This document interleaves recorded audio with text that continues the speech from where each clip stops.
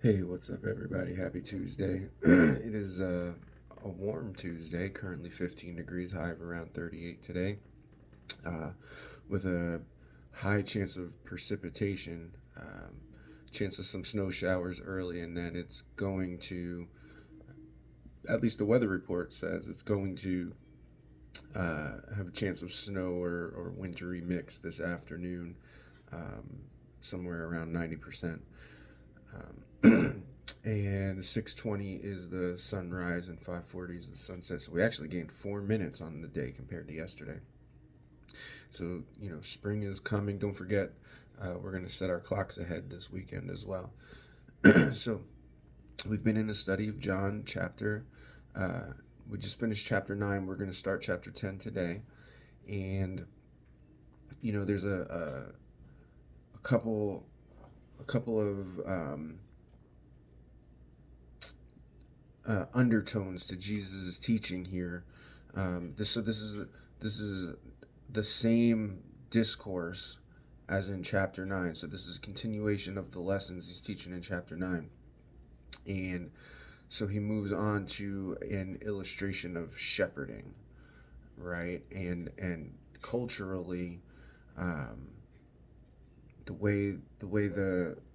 um, the farming community or the shepherding community would work is, families would share, like do a work share type of thing. So the sheepfold, right? She says, "Truly, truly, I say to you," John chapter 10, verse 1, "Truly, truly, I say to you, he who does not enter the sheepfold by the door." So this sheepfold was kind of like a courtyard or a court,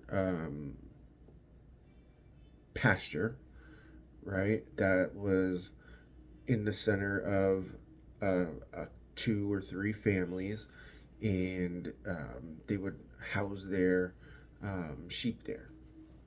And so, in the sheepfold, right, there would be a door, okay, a doorway in. um, So whoever does not enter the sheepfold by the door, but climbs in by another way, that man is a thief and a robber. Now, thief and robber, there's two different words here. Thief, the Greek word for thief is kleptes. That's where you get the we use the word klepto. Somebody who's a klepto is somebody that is addicted to stealing, right? That's how we know the term. So that's where we get that from. So kleptes, so somebody who tries to sneak in and just take something, and a robber. Now this is a different word. Lestes. Lestes is the word for robber, and it's used, um, comparing it into Luke chapter 10.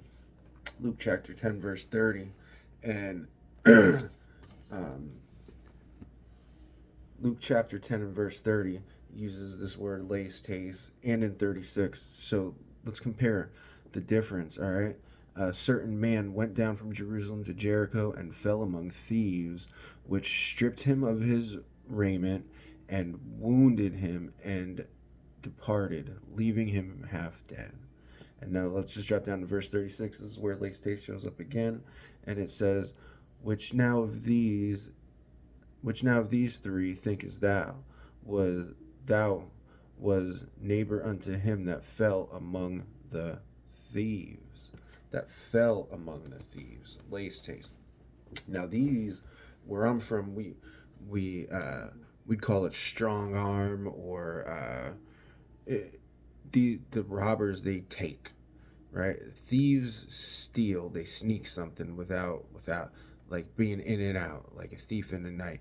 But the robbers, they were more like the stick up kids, right?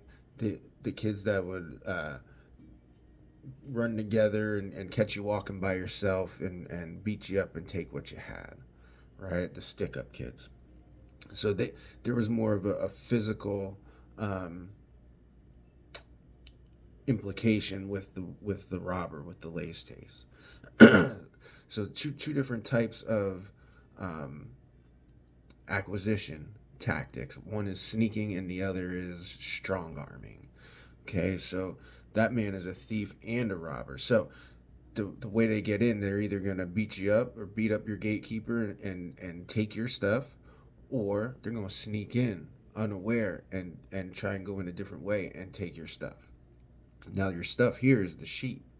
Okay, your stuff here is the sheep, and so now if we think back to chapter 9, remember the blind man, how the leaders treated him. They cast him out. They cast him out of the fold, of the synagogue, of the sheepfold, right? So we also, as we read this, we've got to think about our leadership in this as well, and as Christians, as parents, as in the workplace, maybe it's leadership in the church, whatever. Every Christian is called to be a leader in certain respects, right? As a dad, I'm called to be a leader in my home, okay? And so the the leadership styles, okay? The leadership styles. How do we treat the sheep? How do we treat those that are around us?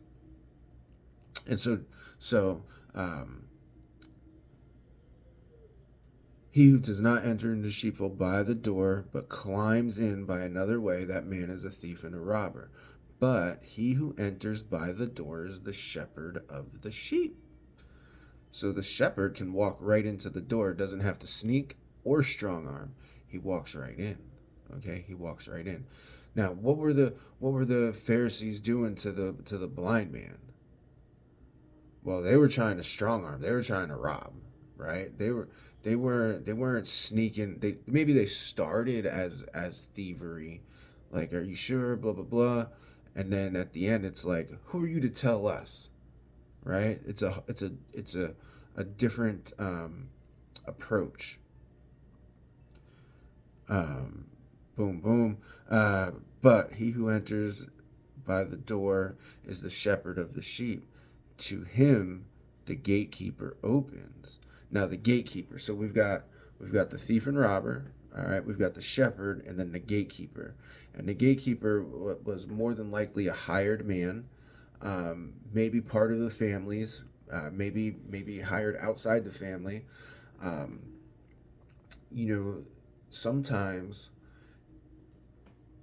so in working in Christian ministry, uh, and where you your product also goes to the public, and you can talk to other pastors too, but and see what they say.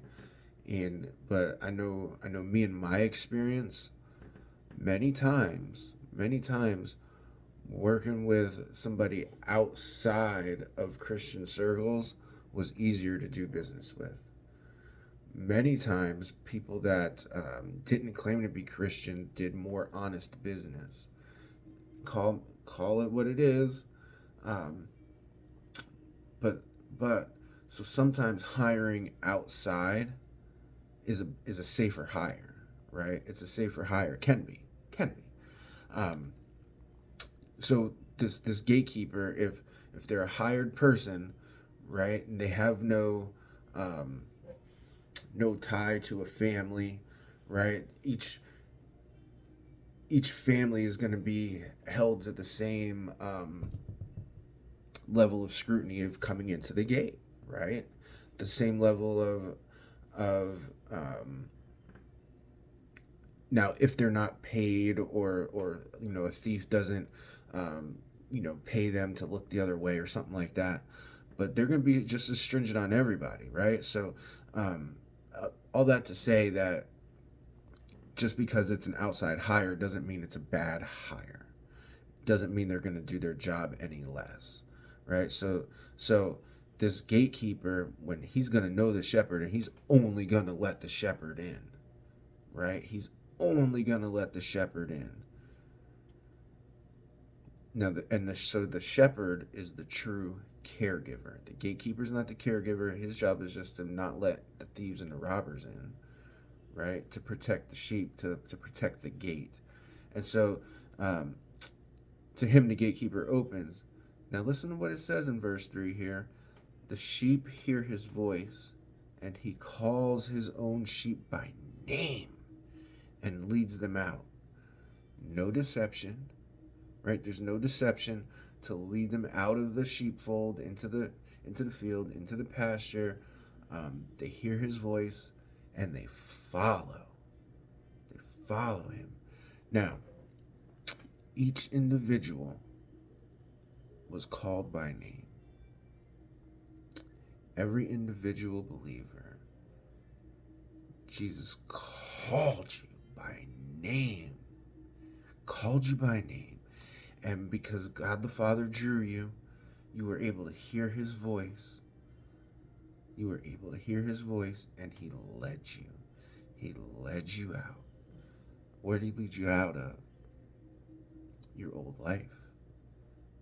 He led you out of that walk, that path, that wide road, that wide path that leads to destruction.